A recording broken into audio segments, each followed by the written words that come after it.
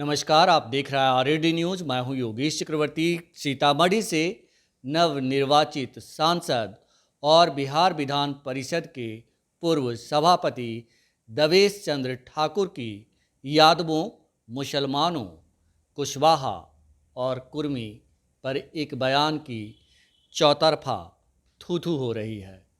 लोग उनके मजाक उड़ा रहे हैं। सोशल मीडिया के तमाम साइट्स पर उनकी आलोचना की जा रही है और कहा जा रहा है कि बिहार विधान परिषद के इस नेता ने बिहार को शर्मसार करने का काम किया है। उन्होंने जो बयान दिया है, क्या कुछ है, पहले आप सुनिए। मैंने कल से ही तय किया है, चुनाव के रिजल्ट से ही तय किया है कि आप लोग जो आएंगे, आप मेरे नए दोस्त हैं, आज ही आए हैं, पुराने भी दोस्त आएंगे, मैं उनको बिठाऊंगा। जो मेरे पुराने बहुत दोस्त हैं, राशिद भाई है यहाँ, रियाज भाई, ऐसे लोग आएंगे, खुर्शीद रजा मेरा छोटा भाई है, ये लोग आएंगे, उनका जो काम करेंगे करेंगे। बाकी लोग जो आएंगे, जो मैं पहले के जैसा, अंधे के जैसा हर आदमी का काम कर देता था, हर माइनॉरिटी का, हर यदुवंशी का, मैंने कहा वो दुकान यहाँ बंद हो गया है, माफ कीजिए। अब यहाँ से वो काम और खाली चुपचाप से जहां जाइए ये बात भूलिए कि मैं गया देवेश बाबू के यहाँ से, देवेश बाबू ने मेरे साथ ऐसा ऐसा कहा। मैं चाहता हूं इस बात का प्रचार हो, आप अपने समाज में प्रचार कीजिए। तो सुना है आपने सीतामढ़ी से नवनिर्वाचित और बिहार विधान परिषद के पूर्व सभापति देवेश चंद्र ठाकुर का बयान। कितनी निर्लजता के साथ वो भरी सभा में कह रहे हैं, जाति विशेष के बारे में कह रहे हैं कि हम उनका काम नहीं करेंगे। हमारे साथ सीनियर जर्नलिस्ट संतोष जी हैं, संतोष कुमार जी। आइए ये किस तरह देखते हैं उनके इस बयान को, इन्हीं से समझते हैं। संतोष जी। देखिए, सीतामढ़ी से इस बार देवेश चंद्र ठाकुर जी हारते हारते जीत गए हैं कुछ वोटों से, तो वो अपना फ्यूचर, भविष्य, राजनीतिक भविष्य तलाशने के लिए इस प्रकार का बयानबाजी कर रहे हैं। वो सुलझे हुए राजनीतिज्ञ हैं और मुझे तो आश्चर्य लगता है कि इस तरह का बयान वो कैसे दे सकते हैं। और उनका है कि बस कुछ समाज को अलग करके बाकी वोट की गोलबंदी अपने पक्ष में करें, क्योंकि एनडीए का जो वोट बैंक है उसको वो गोलबंद करना चाहते हैं कि वो वोट फिर आगे ना टूटे। तो इसीलिए वो कुछ जाति विशेष और समाज विशेष को अलग करके, क्योंकि जानते हैं कि भाई जब एनडीए में रहेंगे तो उस समाज का वोट 90% तो वोट मिलना नहीं है। जो बिहार का राजनीतिक समीकरण है, जो जातीय ताना बाना है, उसमें सारे वोट का डिवीज़न फिक्स है कि कौन वोट किसको कहाँ रहेगा। लोग जानते हैं कि अपर कास्ट का वोट आप किसी गए गुजरे गधा को भी टिकट दे दीजिएगा, कुत्ता को भी टिकट दीजिएगा, तो अपर कास्ट कितना भी नकारा हो तो वो बीजेपी को ही वोट देगा। 90%, 10% वो अपवाद हो सकते हैं। उसी प्रकार पासवान वोट का कहा जाता है कि जिधर चिराग पासवान जाएंगे उधर ही वो वोट जाएगा। उसी प्रकार कहा जाता है कि लव कुश का समीकरण का वोट, तो नीतीश कुमार जिधर जाएंगे उधर ही जाएगा कुशवाहा का वोट, कुर्मी का वोट, अति पिछड़ों का वोट, तो सब वोट परसेंटेज बना हुआ है। उसी प्रकार लालू यादव के बोला जाता है, लालू यादव के बारे में, तेजस्वी यादव के बारे में, कि जो भी यादव समाज का, मुस्लिम समाज का, फिर दलित वोट जो है वो उधर ही जाएगा। दलित वोट में पासवान छोड़कर बाकी वोट उधर ही जाएगा। तो वो एक वोट बैंक बना हुआ है सभी लोगों का। बाकी जो 10%, 20% वोट है जो सभी जातियों का, वो काम के आधार पर वोट देते हैं, कैंडिडेट के आधार पर वोट देते हैं। सभी जाति में ऐसा है, तो उसके आधार पर हार जीत होती है। लेकिन इस बार का जो समीकरण था, उसमें समीकरण में बदलाव आया। लालू प्रसाद ने जो कुशवाहा समाज को टिकट दिया, कुर्मी समाज को टिकट दिया, महतो को टिकट दिया, वैश्य समाज को टिकट दिया, तो इसका जो वोट बैंक माना जाता है। दूसरी तरफ भारतीय जनता पार्टी ने वैश्य समाज को टिकट नहीं दिया, कुशवाहा को टिकट नहीं दिया, तो उस समाज में एक नाराज़गी आई और एक आकर्षण हुआ लालू प्रसाद और तेजस्वी यादव की तरफ, जिसके कारण उस समाज का वोट, कुशवाहा समाज का वोट पूरे बिहार में इस बार आरजेडी के पक्ष में गया, जिसके कारण आरजेडी इस बार 10 सीट जीतने में सफल हुई, 9 सीट, और ये पूर्णिया सीट ले लीजिए, तो इंडिया गठबंधन के पाले में 10 सीट आई। तो इस बात को लेकर अब संशय की स्थिति बन गई है। कुशवाहा समाज टूट गया, यहाँ तक कि पहली बार कुर्मी वोट भी मुंगेर में टूट करके आरजेडी को पड़ा, अशोक महतो की वाइफ को। और पटना में, पाटलिपुत्रा में भी कुर्मी वोट टूटा। बहस वोट जो कि बीजेपी का बेस माना जाता था वो भी टूट गया, सीतामढ़ी में, शिवहर में, पाटलिपुत्रा में, आरा में। तो ये सब, इस सब को देख करके देवेश चंद्र ठाकुर की कहीं ना कहीं उनको ये हताशा लग रही है कि अगली बार वो जीत पाएंगे या नहीं।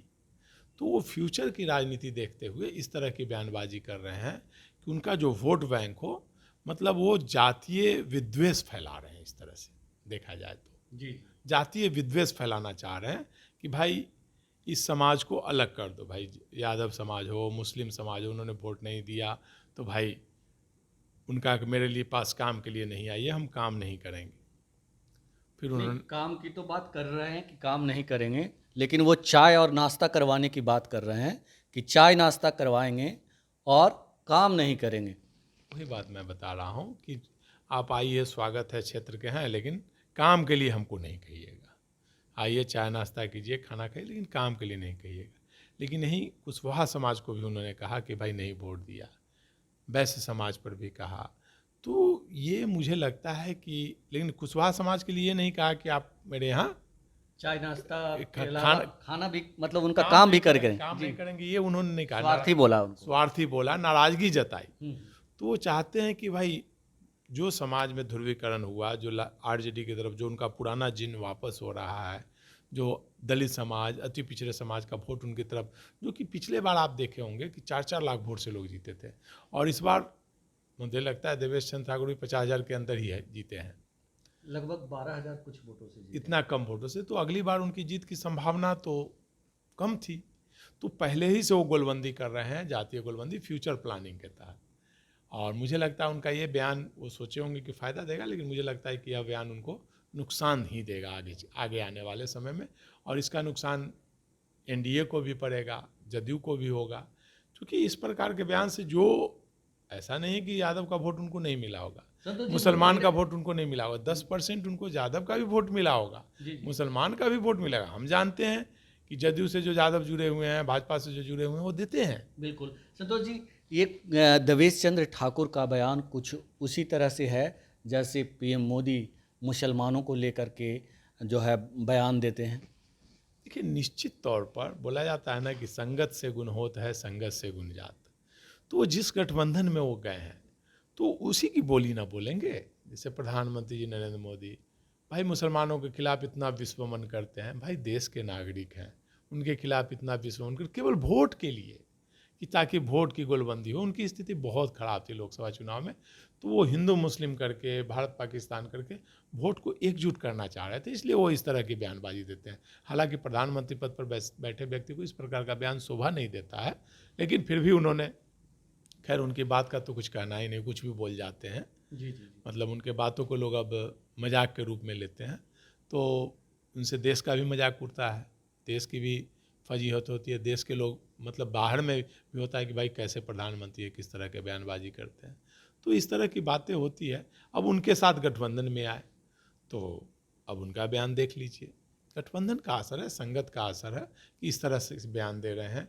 भाई बिहार की सबसे बड़ी आबादी वाली जाति है यादव और मुसलमान, आप उससे कहते हैं कि भाई हम काम नहीं करेंगे, तो ये हमारे लोकतांत्रिक व्यवस्था है।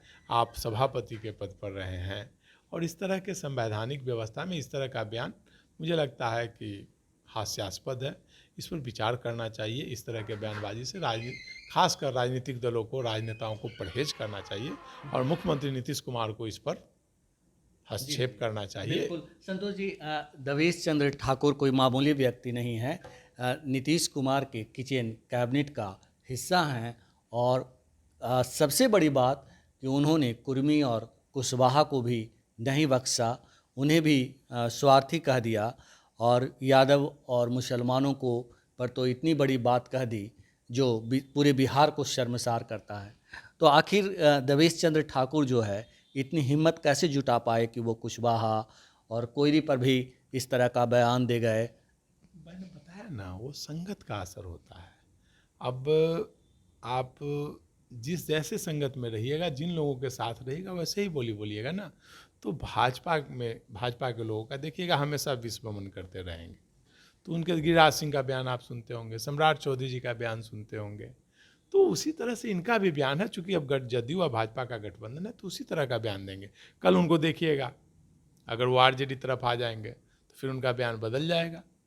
लेकिन मुझे जो लगता है वो उनकी मानसिकता, जो अपर कास्ट की मानसिकता होती है, जो ब्राह्मणों की मानसिकता होती है, भूमिहारों की मानसिकता होती है, वो पहले कांग्रेस का झोला ढोते थे, कांग्रेस कुछ भी करे, आधी रोटी खाएंगे, इंदिरा को जिताएंगे का नारा देते थे।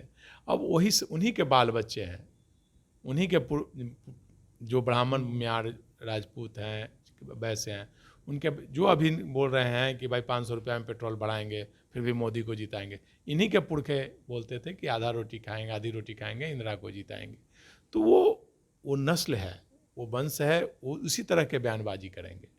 और वो एक बोला जाता है ना, हीन भावना कहिए, कुंठित विचारधारा कहिए, मतलब यादव समाज हो या मुस्लिम समाज हो, उसके प्रति एक कुंठा मन में बैठी हुई है कि भाई इतना आगे कैसे बढ़ रहा है।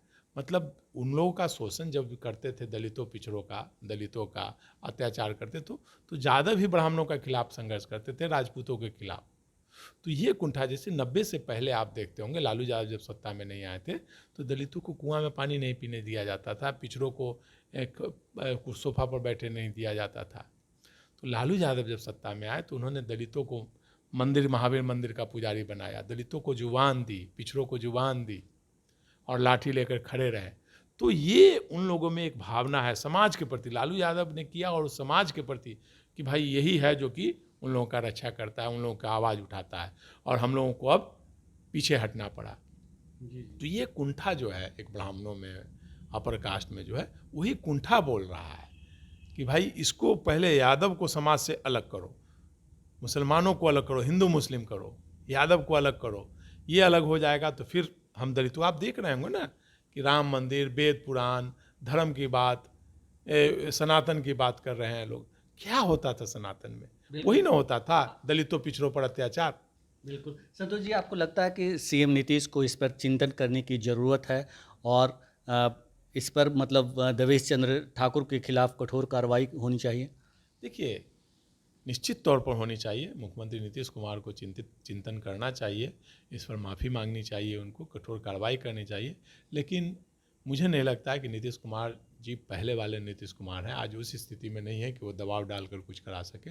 और देवेश चंद्र ठाकुर बहुत ही पावरफुल नेता हैं, वो उनका राजपाट बहुत ही बड़ा है, यहाँ से लेकर बॉम्बे तक उनका राजपाट फैला हुआ है, और उनकी विचारधारा जो है वो भाजपा विचारधारा ही है, सोशलिस्ट विचारधारा नहीं है। तो उन पर ज़्यादा करेंगे तो फिर भाजपा की तरफ चले जाएंगे। जी। तो इसलिए मुझे लगता है कि नीतीश जी कोई कार्रवाई नहीं करेंगे, बस यही बोलेंगे कि भाई इतना नहीं होना चाहिए, इस तरह का बयानबाजी से लोगों को परहेज करना चाहिए। जैसे पहले बोलते थे सुधाकर सिंह के बारे में, जी।